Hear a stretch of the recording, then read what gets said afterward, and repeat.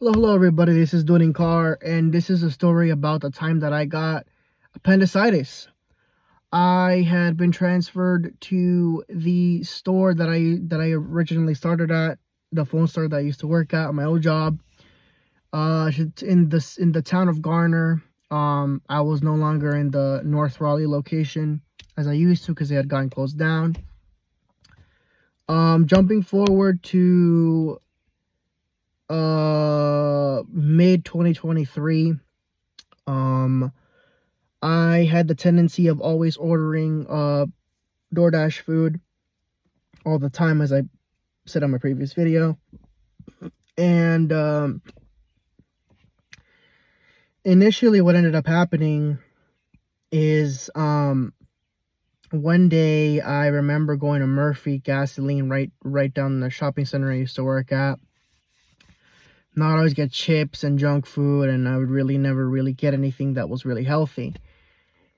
And I remember that same day I went next door and I got Caribbean food from the Jamaican spot next door. And I ate the food, and I remember feeling really sick to my stomach, like there was a really deep, sharp pain.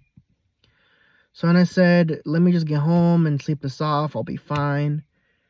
I went home. I could not sleep for the rest of the night. I was trying to have a bowel movement. I had a bit of a bowel movement, but it wasn't until the morning where I started struggling and noticing that I was really constipated.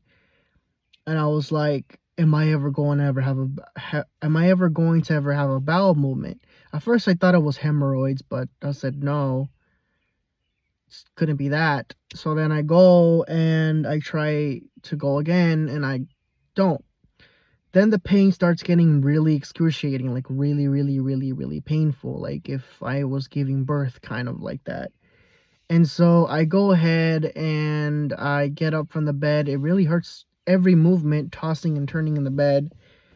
Or it really hurt tossing and turning, back and forth on my bed. And let's just say that I called my mom and I was like, Mom, I'm not feeling good. I think I'm gonna have to go to the emergency room to check out what's wrong with me. So then my mom's like, okay, we'll go ahead and take you when we get home in the afternoon. So then my mom tries to get me to eat some food because I had not eaten at all since like the day before. And I just do not want to eat anything. My body does not want to process anything. So then they took me to the hospital. The doctors take blood tests from both arms. And lo and behold, I had appendicitis and E. coli in my blood. So I go and they immediately rush me in an ambulance to the big hospital in Raleigh, from the Garner emergency room, and they admit me to surgery, and I got my appendix removed, and they did all that within 3 or 4 hours, and they sent me home that very same night. And then the next morning, the hospital called and said, hey, we need you to come back because we need you to go to undergo 4 days of what's it called? What's that one word? 4 days of antibiotics through IV. So then I go to the hospital, and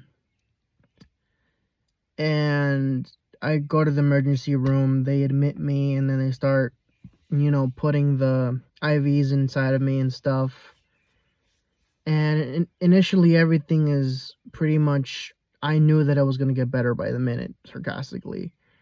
I was in that not the waiting room. I was in the emergency room for like about 5 or 6 hours until they finally admitted me to an actual room in the upper level of the hospital.